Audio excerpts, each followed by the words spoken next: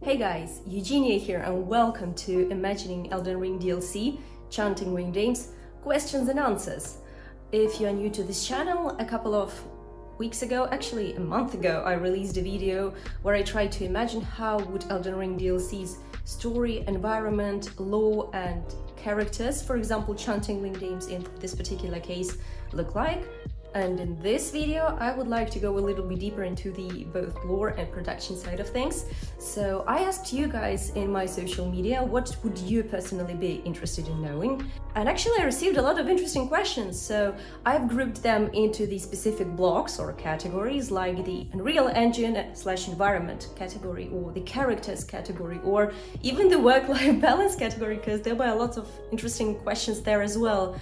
I also decided to do, with this Q&A format, I decided that it would be cool to make a little presentation where in the slides I would mention some extra information for you to look around, because, you know, if I talk through every single thing in this video, then it will be probably like 100 hours long. So before I begin the actual presentation, I wanted to warn you that this video is going to contain major spoilers and once again, heavy lore speculation. So if you're not a fan of this type of stuff, then maybe this type of video is not something that is worth spending your time on. Another thing I want to mention is that it's kind of the first time when I'm coming out just like that in front of the camera with this semi-impromptu English speech of mine and having this all informal chat with you, so it's all very new to me, so please bear with me. I'm gonna do my best to try and figure all this thing out.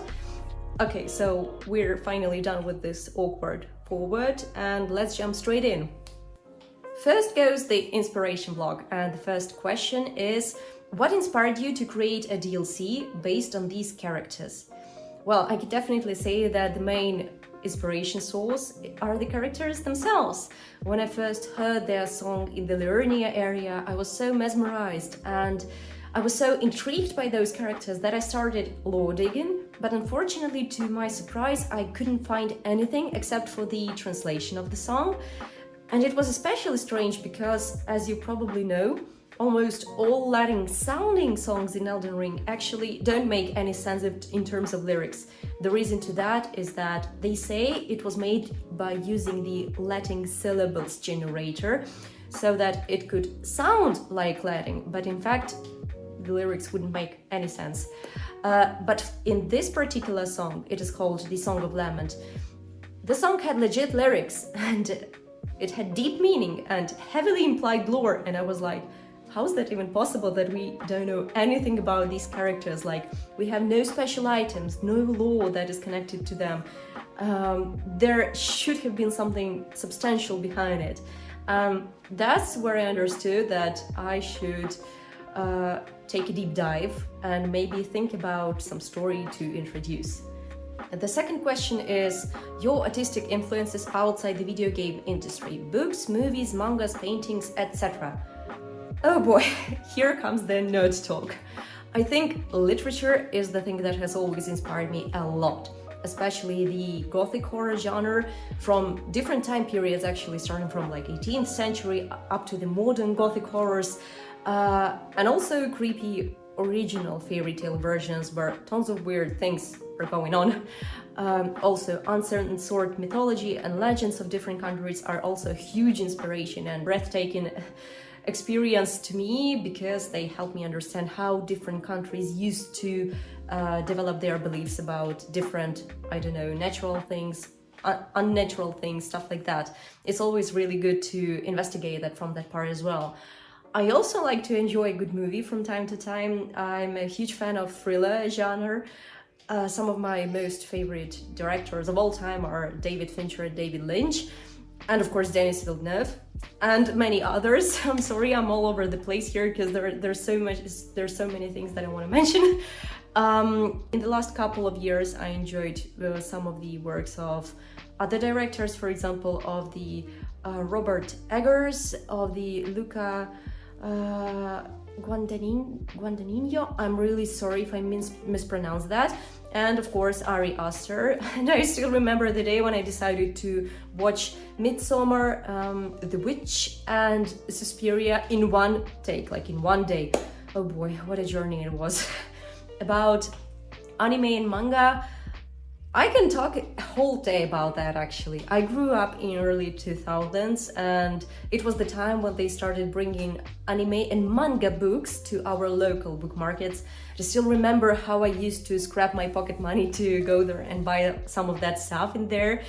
And one of my all-time favorites are, of course, the classics, the Evangelion, the Ghost in the Shell, and the other Mamoru Oshii's works. Also, Blame, Junji Ito's works. Studio Ghibli, of course, is also a great one. Berserk, oh my god, there are so many things. I could talk about that for a whole day. Talking about some of the other types of art out there, except for tons of paintings, they're obviously awesome. I really enjoy looking at and visiting Gothic churches. I really love this architectural style. And except for that, I enjoy cool statues.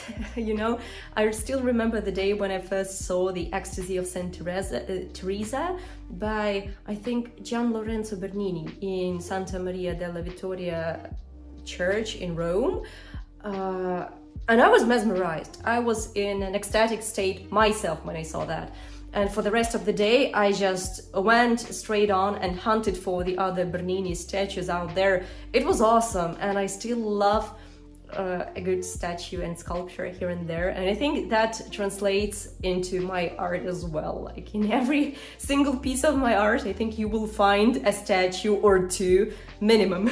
So I also enjoy the modernist movements as well. For example, the Bauhaus art school is a huge inspiration, and different other modernist schools are also really cool to observe. But sorry for such a long answer, it has been all over the place. I think I haven't even mentioned half of my inspiration sources out there, and I think it deserves a video of its own. But oh man, I didn't even start to tell about music. Okay, so let's move on because I will never end answering this question. Next, the format block, and the first question is, why choosing to do the voiced video instead of standard concept art? I get asked that quite a lot actually, and in the previous projects I used to have lots of margins on the sides of the art explaining the lore and whatever was going on in my projects. But to be honest, I don't really think most of people, me included, enjoy reading tons of texts when they've actually come to your page to see the art. So I don't think that that's actually quite interesting to do, and that was not a good format for me. So I was thinking, how else could I present the story so that it would be not as boring as the margins, but still it would enable me to tell the story the way I want it to be told. And then YouTube immediately came to mind, and I thought that it would be really cool to assemble a Unreal Engine prototype, a small demo, and unveil the Chanting Wingdame's story via the NPC's questline, and supporting some of that with the concept art. And the second question is, why did you choose Unreal Engine for this work? Well, I chose Unreal Engine because I really enjoyed to work with it. It's really easy to build small prototype demos in it with some basic gameplay elements, and also the community is really supportive and it can help you with some questions or maybe stumbling blocks. And also because there are many free assets of the highest quality on the marketplaces if you choose to work with Unreal Engine, and that's a very important thing for such ambitious projects. The next block is the story and the lore block, and the first question is, what's the inspiration behind the concept art and storytelling? So of course I will mention the lore connections throughout the whole video, but to find the main inspiration source, I did a little bit of deconstruction of the characters, the chanting bat ladies themselves, and also of the Song of Lament. And I also did this huge speculation pass to fill in some gaps. For example, why do we choose the Formless Mother as our main outer god? And many other questions. And as you see from the presentation, the main anchor concepts are the Italo-Spanish Renaissance, the Renaissance noblesse, mother's cult, blood magic, blood star, like the opposition to the greater will, stuff like this. So when these anchor concepts are ready, I take each of them and I just dig as much lore as possible to find some details that can help me with the story of the Chanting Winged Dames. All of the blood-related spells, all of the Ashes of War, all of the blood-related items, and even not only the blood-related items. Basically, everything I can find out in order to make my story a bit more lore proof, if you know what I mean. And only after creating this anchor concept, and only after the heavy lore digging, I start thinking about the possible storytelling, and so that it could not override the lore, but rather go a little bit on top of it, so to be based on lore rather than overwriting lore. And in terms of the main inspiration behind the whole story and the concept, there are two very interesting items. So the first one is the Briars of Punishment spell, and the second one is the Elden Stars. So in terms of the Briars of Punishment spell, you know that there is some mention of the intriguing Bloodstar entity. And in the Elden Stars, the item description says, "Long ago, the Greater Whale sent a golden star bearing a beast into the lands between, which would later become the Elden Ring." So, from that, we could deduce that the blood star from the Briars of Punishment spell could actually be of similar relation to the Formless Mother, as the Elden Star was towards the Greater Will. And from that, we could assume that that could be a good starting point for the whole DLC concept. And if we are talking about the NPC questline, I decided to create an NPC based on the story of this intriguing item, the Sacramental Bud. So the item description says, "An immature bud containing fresh blood, believed to originate long ago from a strain of buds cultivated with youthful sacramental blood." And of course, I'm aware that this item is more connected to Miquella, and it is even one of the parts that comprises the bewitching branch, which also is of huge connection to Miquella. But I thought that we could interpret that in a little bit of different way as well. Why not? And I immediately thought of maybe the fact that the Formless Mother or the Mother of Truth craves wounds, and thought of some, dark village ruled by representatives of this ritualistic cult that serves the Formless Mother and carries out this blood ceremony where the young girls would test their useful sacramental blood for the ability to create the accursed blood toxin. And this is how the character of Nellen was born. She's this young girl from the village that got lost in the woods. And as you explore the world and the DLC, and as you uncover the gist of this whole thing, you get to know what the story actually is. So the next question is, tell us about more lore and connections to concept art. So I partly told about lore connections in the previous answer, and more lore connections will be mentioned in the further blogs, but of course there's much more to talk about here in this regard. I always try to be very subtle in these projects because I have a huge respect and admiration for the original game, and the main goal here is not to overwrite any of the main concepts, but play a little bit more with these, blank spaces that the game has. So my method of work is building on top of the existing game concepts like the Bloodstar, Formless Mother, and trying to interpret existing entities mentioned in the original lore. And of course, trying to play with the same concepts as the original gameplays. For example, Vari mentions this love that his luminary Moog can give, whereas the Mother Skull that I created would offer this motherly love towards their babies, which would help them bear this Formless Mother's vessel. The next question is, please, more about the village ceremony and what happens to the girls next story-wise when they partake in the Sanguine Mother's cult. So, regarding the village ceremony itself, so every season the chosen girl is picked among the villagers. She has to go through this blood trial of consuming a toxic liquid that will test if the accursed blood toxin will reside peacefully in her blood. And there are two ways of how this can go. So the girl can fail the trial. The accursed toxin will be too strong for her to handle, and it will not just kill her, but worse, it will turn her into the horrible beast. And here is where the ceremony leader, the matron of the village, would step in. So she's not only the ruler of the village and not only the one that leads the girl through the ceremony, but the one that has to clean up the mess, if you know what I mean, so that the newborn beast doesn't kill her and the other villagers. There's also this sad piece of location that I might tell a little bit more about later, like the small graveyard, where you will see that actually a lot of girls didn't succeed in this ceremony. But if a girl succeeds and her blood is strong enough, she will proceed to the teleport right behind the altar, and it will get her straight to the castle, to the preparatory chambers, where the girl will be prepped, dressed, and officially pronounced as the newborn Sanguine Dame. Our girl that we saved, Nellen, as you already understand, she failed the trial. You see her consume the liquid and fall unconsciously to the ground right as you step in.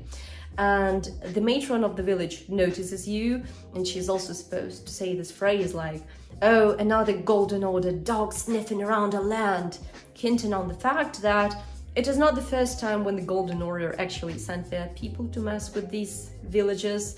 But when you kill the matron, you hear her say her last words, "You fool, now you will have to deal with this mess," or something like that. Then it is revealed for you that Nellen is actually not dead. Her body is transforming into this horrible beast, and if earlier matron would get rid of her body and put an end to that herself, now you will have to do that. So, after you kill our little transformed pal, the ceremony is officially considered to be finished, and with a heavy heart you proceed to the newly activated teleport to find yourself, to trace the steps of these girls, and you find yourself in the preparatory chambers. So, this will be the place where we will observe the many newly grafted Sanguine dames lying on their beds in torture. Thing is, despite being able to contain this accursed blood toxin for a while during the village ceremony, they are still being exposed to different other treatments by the Sanguine physicians that reside in the castle. These treatments are meant to make their blood even more flexible in order to contain this accursed toxin. And not all of the dames are able to withstand this process. So you see some of them in pain, some of them dead.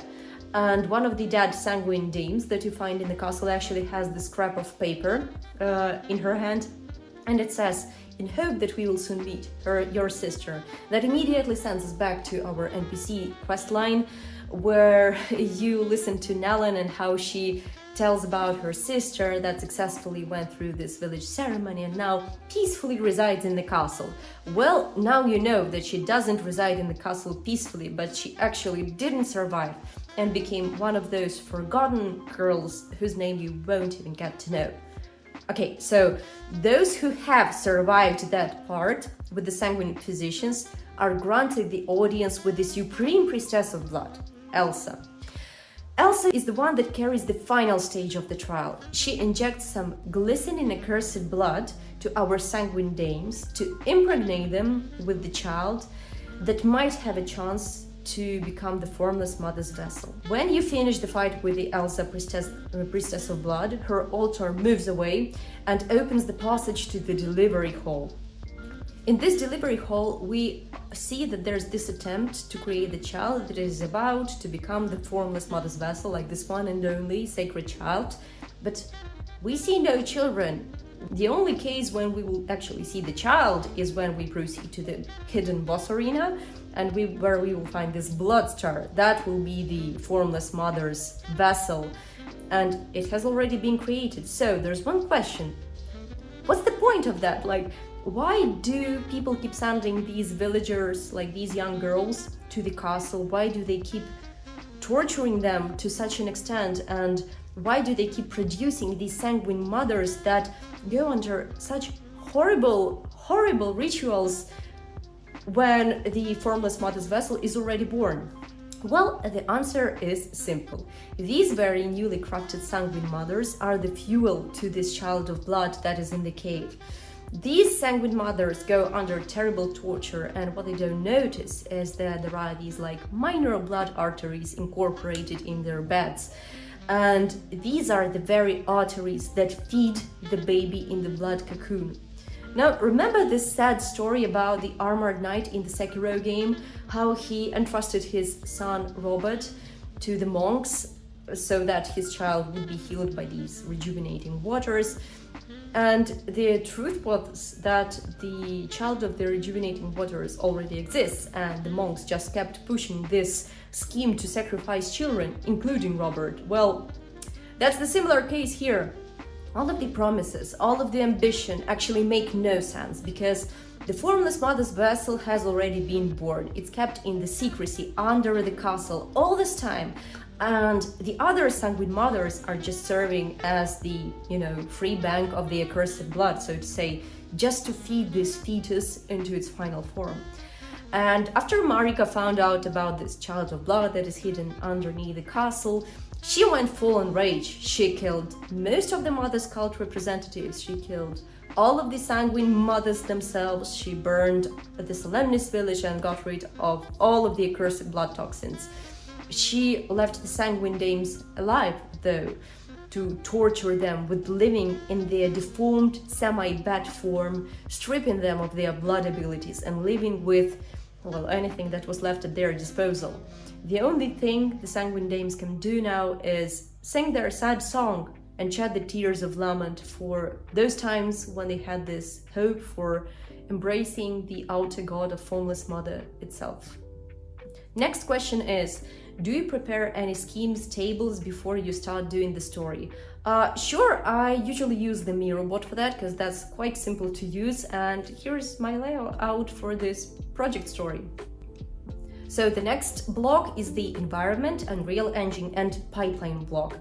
So guys, you had so many questions about the Unreal Engine. I honestly didn't expect that many people to be interested in that, but that pure fact warms my heart because I love doing environments in Unreal Engine. That's my biggest passion, I think, and I would gladly share some of the processes that I used for this particular project. So the first question is, pipeline from idea to environment. What is your workflow? So I already told you some stuff about the idea, and in most of the cases when I do the work assignments, I first gather the references that would support my idea and my story and do some sketching of the map's layouts to have a better understanding of what the needed space for the prototype will actually be.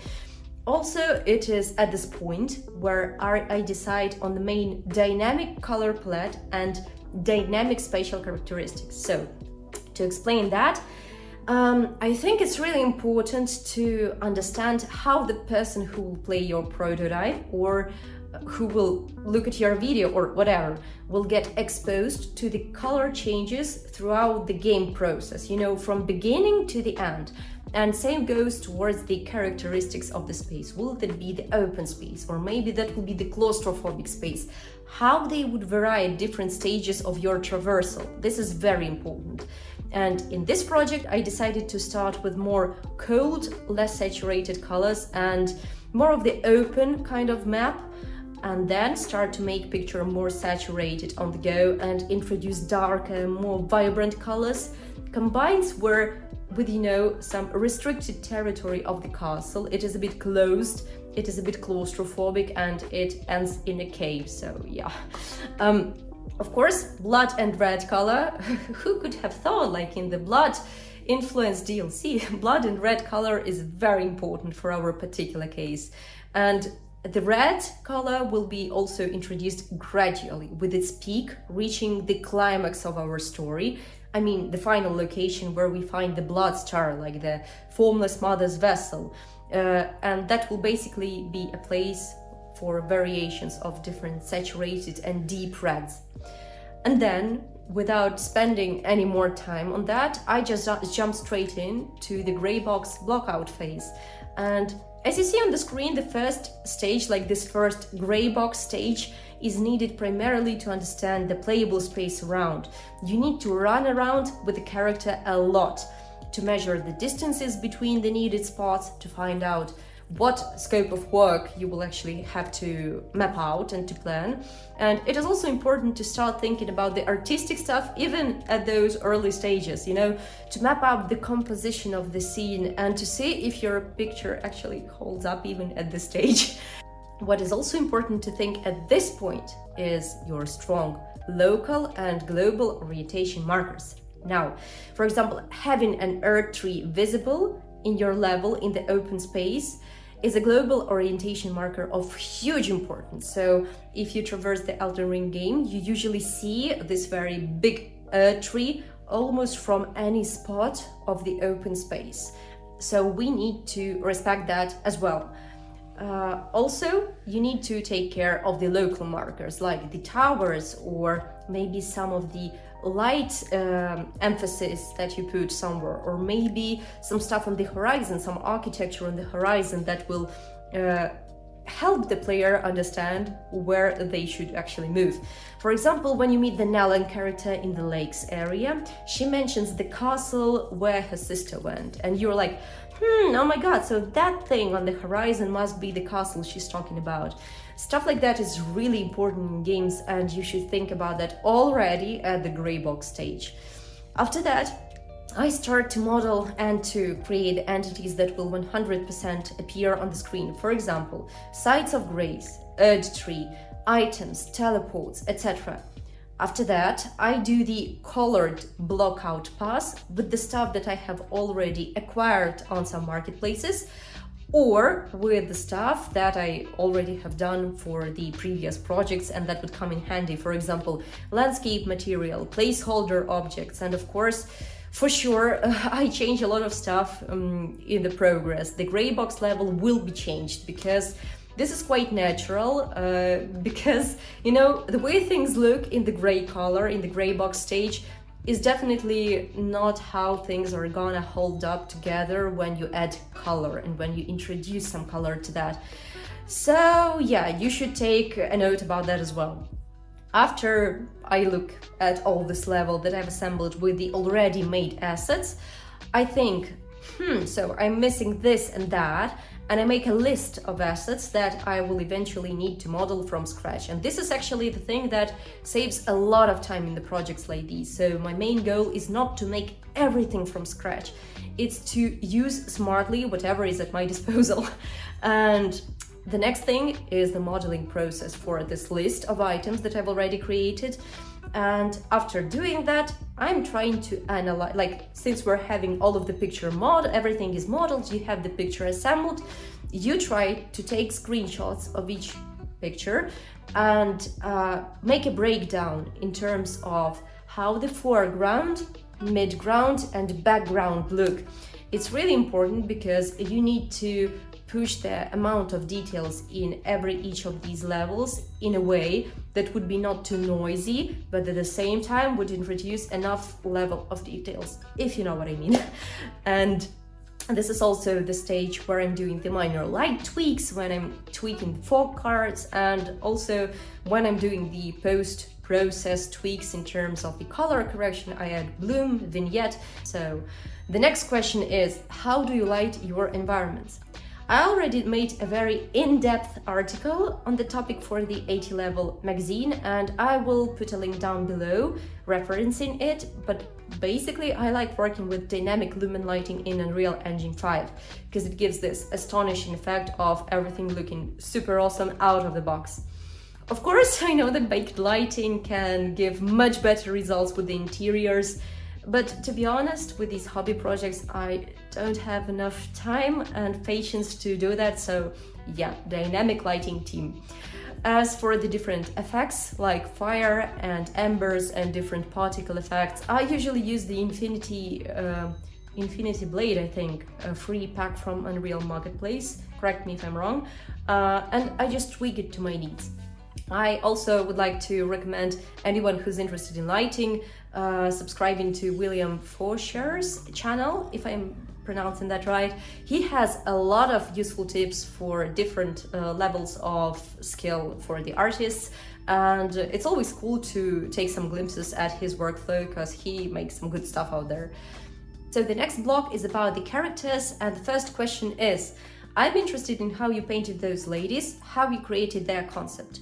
So when designing these ladies, I had two main things to help define their style. The first thing being their hairstyles and the bat wings, and the second is the Song of Lament that they are singing. So the hairpiece of this particular day was a huge clue itself because it had some specific historic period to it.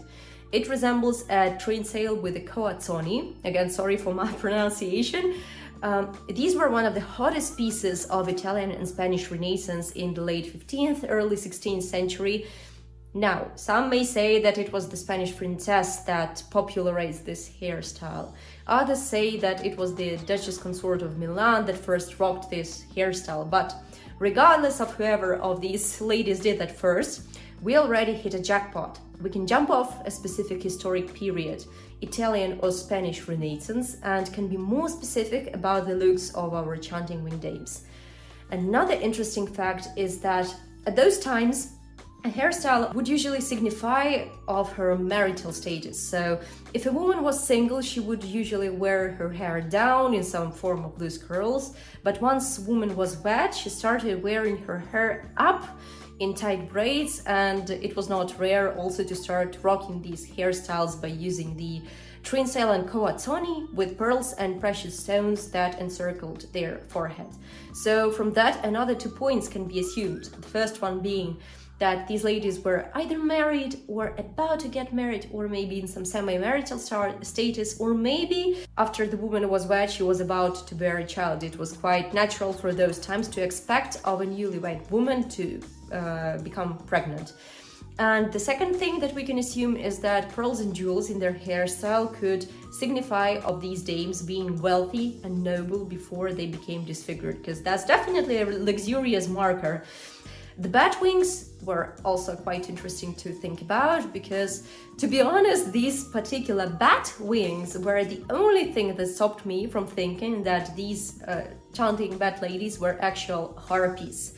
The harpies are usually known and depicted in different ancient sources as being half humans, half bats, but I didn't actually find any visual reference or mention that they could be also bats.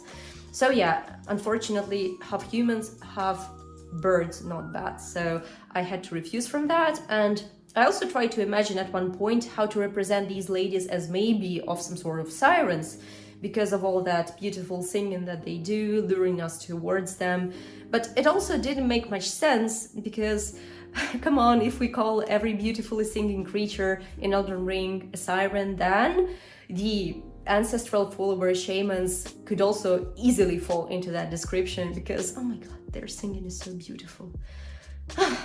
Okay, so we already have a couple of valid points. So Italo-Spanish Renaissance, noble wealthy ladies, supposedly married or about to get married or about to bear a child, bodies merged with bats, and no straightforward reference towards the obvious mythological creatures. And here you can see the very detailed thought process of how I analyzed the Song of the Bat Ladies. I had a couple of theories, one of which was really cool for me personally. I wanted to explore these ladies as maybe some sort of deathbed mothers, because Fia's language in her questline has a lot of these heavily associated with childbirth words. But unfortunately, I had to refuse from this theory because it didn't make any sense. And in the end, I decided to tie these bat ladies with the formless mother outer god, because it was both suitable in terms of lore and in terms of the motherhood concept. And at the same time, it gave enough freedom to speculate within that line. So the only thing left was to assemble this final puzzle and to construct from our character keywords the look of our bat ladies. And of course, to create their corresponding Sanguine mothers concept, as a reference to which I used the Sanguine noble from the Rose Church look. And they have this accursed blood corruption signs presented in their body quite vividly, and I tried to transfer the same principle towards the Sanguine mothers who have already taken in that blood toxin concentrate, that accursed blood concentrate. The second question is, did you have any thoughts about making Miquella the god of blood and the final boss of the DLC? You won't believe me how much thoughts I had about it. It was such a pain to decide who's gonna be the final boss, and there were two main pretenders for that. The first one being the most seemingly logical solution, like Miquella, and making him reborn as the Bloodstar. And the second one is to make some random entity that will be the Bloodstar, which I did. So one part of me was really willing to work with Miquella as the reborn Lord of Blood, it was very tempting to try to imagine him corrupted with this whole blood goo, pushing it even further with this heavy berserk reference where Griffith went through the same cocooning process to be reborn as Femto, and I was planning to imply that Miquella is now not only, quoting Melania, the most fearsome Empyrean of all, but also the impersonation of the Bloodstar itself. And the second option was creating the new character from scratch was less grandiose, it was less appealing, but actually it made more sense to me personally for a couple of reasons that are lined inside these 4 items. The first item is Malenia's winged helm, where she mentions that he is the most fearsome Empyrean of all. And if he is the most fearsome Empyrean of all, then why agree on being Moog's puppet? The second 2 pieces of item is Miquella's needle and unalloyed gold needle. They mentioned that Miquella crafted them to ward away the meddling of outer gods.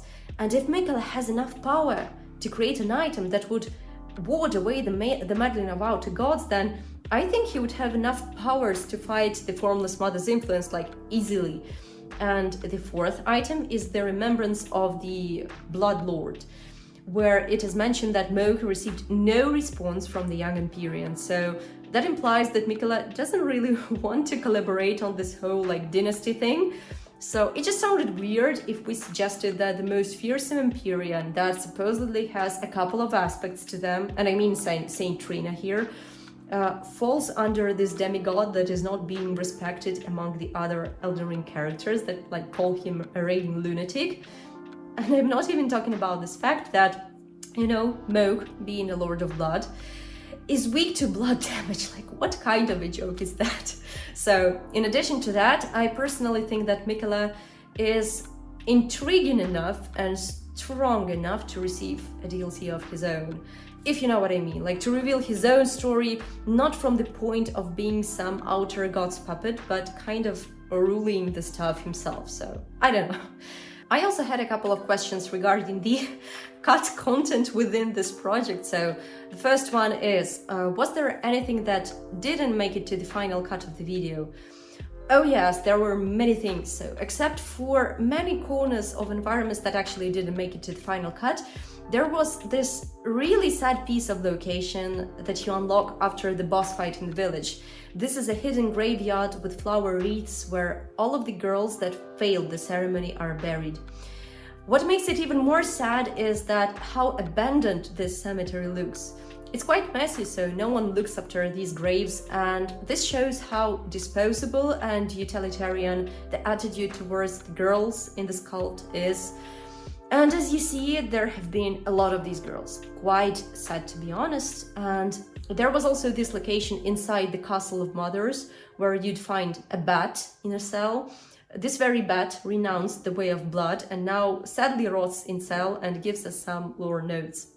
Oh, and the main thing, I was planning to include a new whole ending to the story, like the Age of Blood or the Age of Truth, because Formless Mother is the mother of truth. You would get this cosmic item, the red glintstone from the Bloodseer, and would be able to insert it in the fractured Marika's body. And in the cutscene, you will be sitting on the throne, surrounded by the world, engulfed in blood goo. So with blood, thorns, stuff like this. And as you see, I've even sketched a storyboard based on the existing cinematics, but unfortunately, I don't know as of yet how to modify the existing environments in the game. And it would be months of work to do that in 3D, to recreate the scene, like even 50% of the scene. So yeah, I excluded it for the video, but who knows, maybe in the future I will learn how to mod Elden Ring myself and will add this extra ending. The second question is, what is the gameplay element to this big blood statue that you've mentioned? I'm glad you asked. So in the castle we have this huge Sanguine mother statue, and it is meant to symbolize the painful way the Sanguine mothers are going through in order to become worthy to bear the potential Formless Mother's vessel.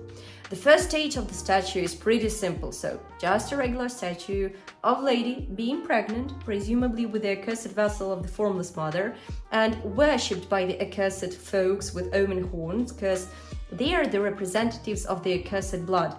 And in the upward section of the sculpture, you see not the Formless Mother, but rather the embodiment of how the castle dwellers see the Formless Mother. Okay, so I'll try to explain.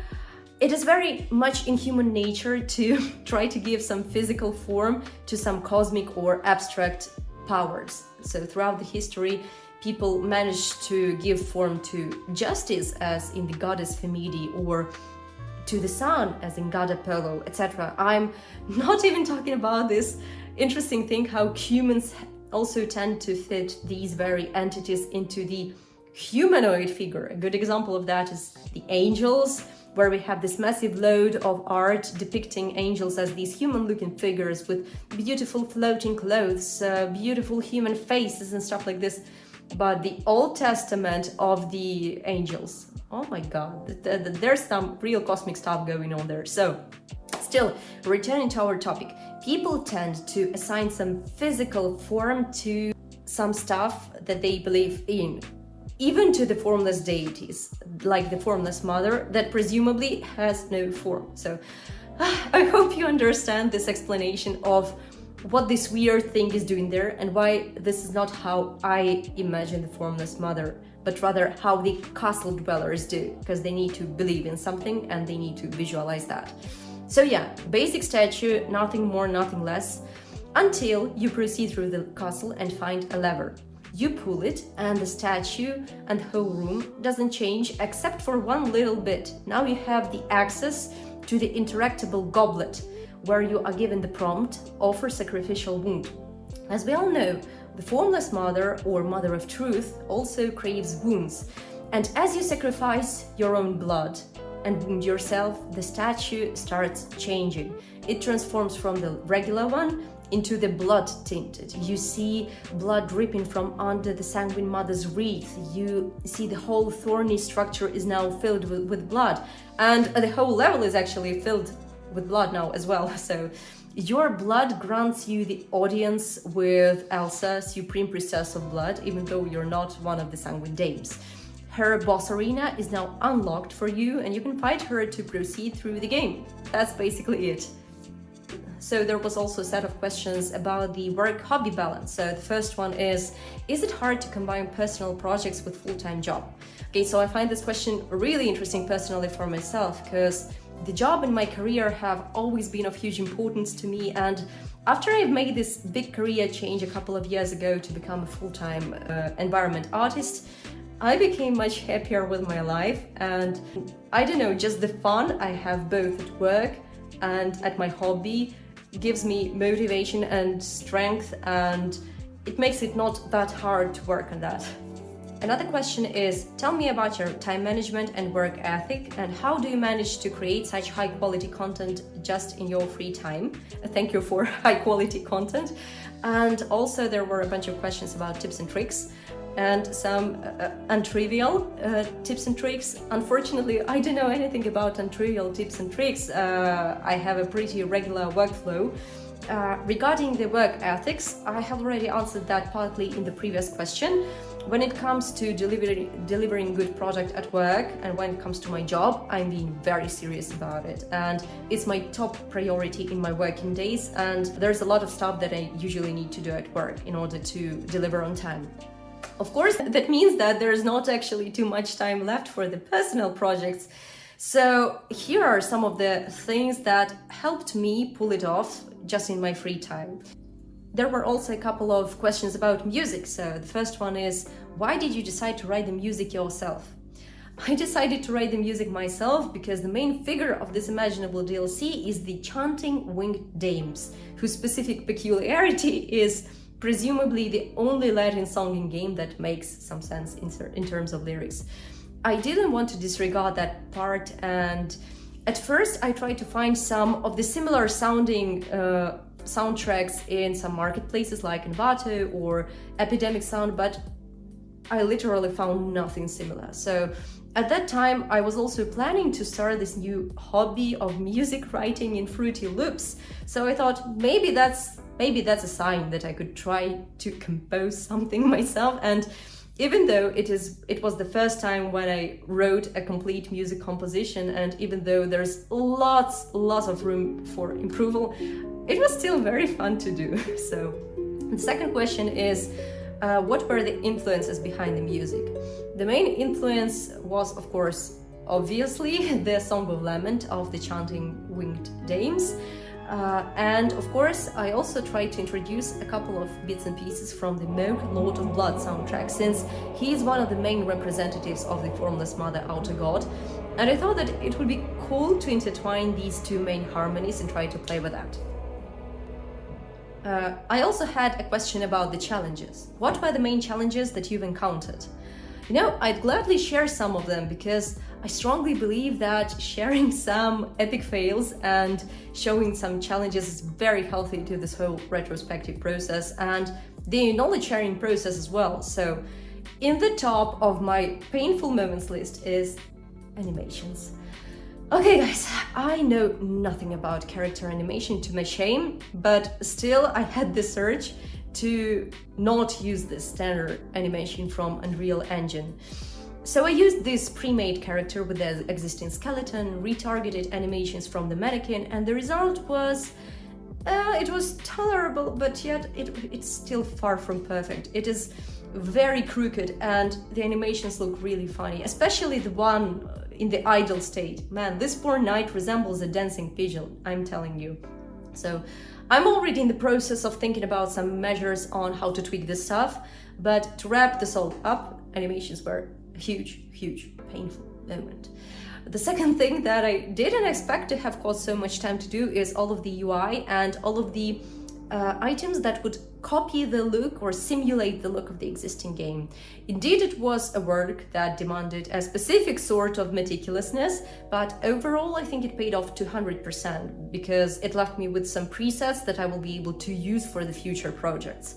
And the third thing that was kind of painful is that I had to cut off all of my cutscenes from the final cut. Unfortunately, this cool Adobe tool that I planned to use, Mixamo animation tool, it worked quite fine with the characters that were pants, but with characters that wore skirts, my god, the animation was a mess. So yeah, I had to get rid of the animated cutscenes in the end. And last but not least, the main challenge that I had was, you know, some doubts on whether this project should have been made at all, because the lore in the games of From Software is really intricate and there are so many mysteries and blank spots there, and creating a fan art based on pure speculation is kind of risky because there's always this jeopardy that a new official DLC or update might break all of the work you've done here.